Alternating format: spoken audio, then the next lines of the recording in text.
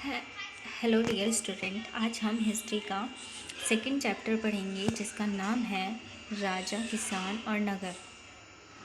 तो हम इसको एक छोटी सी स्टोरी में कवर करेंगे। तो हम इसके की पॉइंट्स देखेंगे। तो इसका पहला पॉइंट है 600 ईसा पूर्व से 600 ईस्वी के बीच भारतीय इतिहास के आकलन हेतु इतिहासकारों द्वारा उपयोग किए जाने वाले स्रोत। जो हमारे इतिहासकार हैं वो हमें कैसे बताते हैं हमारे इतिहास के बारे में। तो हमारे इतिहास के समय जो जो चीज़ें हुई थी उसमें से अभिलेख हैं, ग्रंथ हैं, सिक्के हैं, चित्र हैं, मूर्तियां हैं, भग्नावशेष हैं। इन सबको देख के जान के हमें इतिहासकार हमें हमारी अतीत के बारे में बताते हैं। अब हम इसका सेकंड पॉइंट देखेंगे जिसमें है अभिलेख। अब हमारे अभिलेख में क्या क्या पाए जाते हैं, क्या क्या लिखा हुआ है, अब हम इसके बारे में पढ़ेंगे।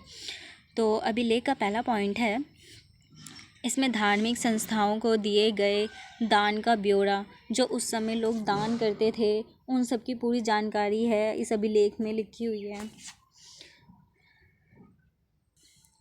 दूसरा पॉइंट है पत्थर, धातु या मिट्टी के बर्तन जैसे कठोर सतह पर खुदे होते हैं। जो हमारे अभिलेख हैं ये पत्थरों पर, बड़े बड़े चट्टानों पर खुदे होते थे ताकि लोग इन्हें पढ़ सकें। तीसरा पॉइंट है अभिलेखों के अध्ययन को अभिलेख शास्त्र भी कहते हैं। जो इन अभिलेखों को पढ़ के हमें समझाता है कि हमारे इतिहास में क्या क्या हुआ था, उसे अभिलेख शास्त्र भी कहते हैं।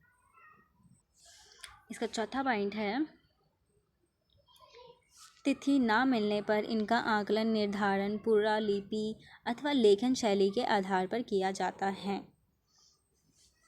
पांचवा पॉइंट है इनमें निर्माण की तिथि भी खुदी होती है। छठा पॉइंट है अभिलेखों में उन लोगों की उपलब्धियां, क्रियाकलाप या विचार लिखे जाते हैं जो इन्हें बनवाते हैं। उस समय जो ये अभिलेख हैं उस समय के व्यक्तियों के विचार, उस समय कैसे रहते थे, उनकी उपलब्धियां क्या थी, अभिलेख में यही सब लिखा जाता था। इसका सातवां पॉइंट है प्राचीनतम अभिलेख प्राकृतिक जन सामान्य भाषाओं में लिखी जाती थी, क्योंकि जो अभिलेख थे वो ऐसी भाषा में लिखे जाती थी ताकि सभी लोग उसे पढ़ सकें। आठवां है स्थायी प्रमाण भी होते थे। अब हम इसका तीसरा पॉइंट देखेंगे प्रीशेप और प्रियदर्शी। तो इसका पहला पॉइंट है 1830 ईस्वी में ईस्ट इंडिया कंपनी के एक अधिकारी जेम्स प्रीशेप द्वारा ब्राह्मी तथा खोष्टी लिपियों का अर्थ निकाला गया था। ब्राह्मी और खोष्टी लिपि का अर्थ जेम्स प्रीशेप ने निकाला था। और फिर इसका दूसरा पॉइंट है यह दोनों लिपियां प्रारंभिक अभिलेखों तथा सिक्कों पर उत्कृष्ट थी। जो उस समय के सिक्के थे ये दोनों अभी जो अभिलेख थे ये सिक्कों पर बनी हुई थी, खुदरी हुई थी। इसका दूसरा पॉइंट है अधिकांश अभिलेखों और सिक्कों पर प्रियदर्शी यानी मनोहर मुखाकीर्ति वाले राजा का नाम लिखा था। कुछ अभिलेखों पर अशोक बौद्ध ग्रंथ के अनुसार संवैधानिक प्रसिद्ध शासकों में से एक था। जो हमारा अशोक था वो सबसे एक प्रसिद्ध शासक माना जाता था बौद्ध ग्रंथ के अनुसार। अब हम पढ़ेंगे चौथा प्रारंभिक राज्य। 6ठी शताब्दी ईसा पूर्व को एक परिवर्तनकारी काल माना जाता है क्योंकि इसमें बहुत सारे परिवर्तन हुए थे। तो इसका पहला है अब धीरे धीरे इसमें आरंभिक राज्यों का उदय हो गया क्योंकि बहुत सारे छोटे छोटे राज्य बनने लग गए। फिर इसमें लोहे का उपयोग बढ़ गया।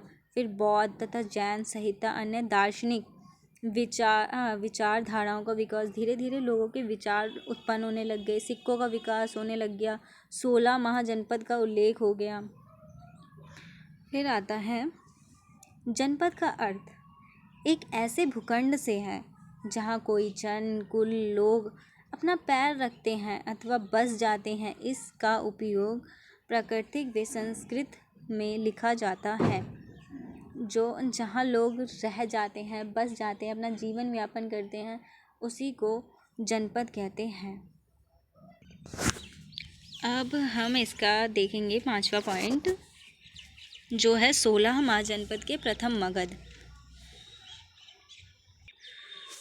16 महाजनपद के प्रथम मगध का पहला पॉइंट है, खेती की उपज अच्छी होती थी, लोहे की खदानें थी और ज़्यादा से ज़्यादा आधुनिक खदानें झारखंड में थी। ठीक है।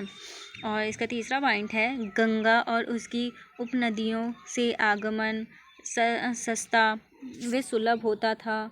चौथा है, प्रारंभ में मगध की राजधानी राजगृह मतलब राजा का घर था।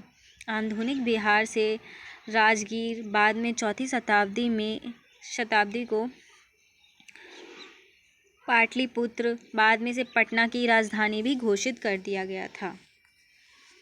फिर है, जैन तथा बौद्ध लेखकों ने मगध की महानता का कारण विभिन्न शासकों को बनाया। जंगलों में हाथी उपलब्ध थे। तो ये सब 16 महाजनपद में प्रथम मगध में इन ऐसे काल थे। फिर आता है छठा पॉइंट, जिसका है मौर्य साम्राज्य के बारे में जानकारी देने का प्रमुख स्रोत। तो इसका पहला पॉइंट है मूर्तियाँ और इमारतें, लिखित स्रोत, अभिलेख, सिक्के। अब जो हमारे स्रोत हैं, एक ही तो स्रोत नहीं हो सकते। अब हमें हमारे जो मौर्य साम्राज्य उसके बारे में भी हमें अलग अलग जगह से, जैसे अर्थशास्त्र है, संस्कृति साहित्य है, जैन तथा बौद्ध ग्रंथ है, इंडिका है, मुद्राक्ष है। तो इन सब से हमें लिखित स्रोत से पता चलता है, मौर्य साम्राज्य के बारे में जानकारी मिलती है। जो अभिलेख मिले हैं वो लघु शिलालेख है, स्तंभ अभिलेख है, महाशिलालेख है। हमें इन अभिलेखों से पता चलता है मौर्य साम्राज्य के बारे में। और जो मौर्य साम्राज्य के प्रशासनिक केंद्र है, तक्षशिला, उज्जैन, स्वर्णगिरी, पाटलिपुत्र, तोसली, ये मौर्य साम्राज्य के केंद्र हैं। अब हम इसका देखेंगे 8वां पॉइंट, सैन्य व्यवस्था। अब यहाँ पे सैन्य व्यवस्था कैसी थी। सैन्य गतिविधियों में समन्वय के लिए 6 उप समितियाँ वाले समिति का उल्लेख किया गया है। उस समय नौसेना थी, यातायात का, खान पान का संचालन था, पैदल सैनिकों के लिए थे, घोड़ों के लिए, रथों के लिए, हाथियों के लिए, ये सब उस समय नौसेना की व्यवस्था थी। अब हम इसका देखते हैं 9वां पॉइंट, अभिलेख साक्ष्य की सीमा। इसका पहला पॉइंट है, तकनीकी सीमा अक्षरों को हल्के ढंग से किया जाता था, जिसे पढ़ना मुश्किल होता था। कुछ अभिलेख ऐसे होते थे जिसको हल्के ढंग से लिखे जाते थे, जिसे पढ़ पाना मुश्किल होता था।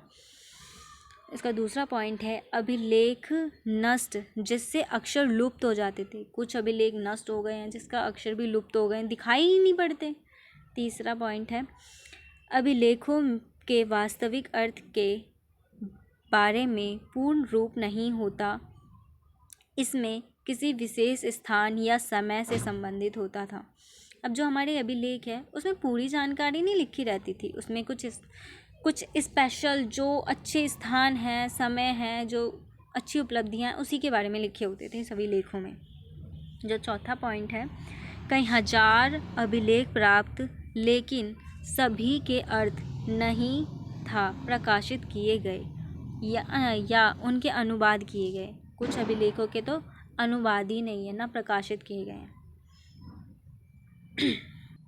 5वां पॉइंट इसका है, प्राय अभिलेख बड़े और विशेष अवसरों का वर्णन करते थे। जो ये अभिलेख थे इसमें खासकर बड़ी बड़ी उपलब्धियाँ, बड़ी बड़ी जानकारी, बड़ी बड़ी लड़ाई, जंगे, उन समय यही सब लिखा रहता था अभिलेखों में।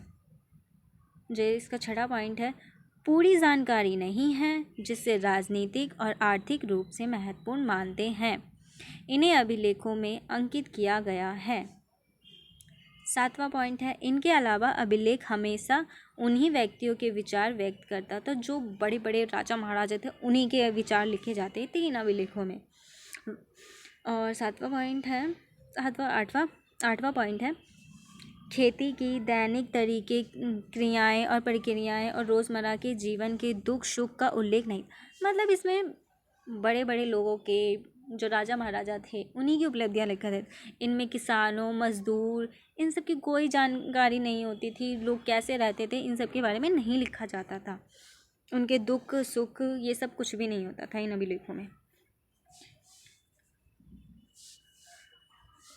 अब इसका 9वां पॉइंट है, अभिलेखों में व्यक्ति विचार की सीमाक्ष अन्य विचारों के परिप्रेक्ष्य में करनी होगी ताकि अपने अतीत का बेहतर ज्ञान हो सके।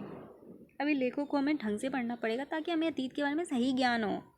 10वां पॉइंट है, इनके अभिलेखों को क्लास स्तर में सुरक्षित नहीं बचे हैं। जो ये जहाँ इकट्ठा किए गए थे ना इन अभिलेखों को, वहाँ पे सुरक्षित नहीं है, इसलिए जो अभिलेख अभी उपलब्ध हैं उसके कुछ अंश ही हैं, मतलब अब हमारे पास अभिलेखों के कुछ अंश ही बचे हैं। तो यहीं पे आता है हमारा वीडियो कंप्लीट, और ये हमारा चैप्टर एक छोटे से स्टोरी में कवर होता है। So thank you.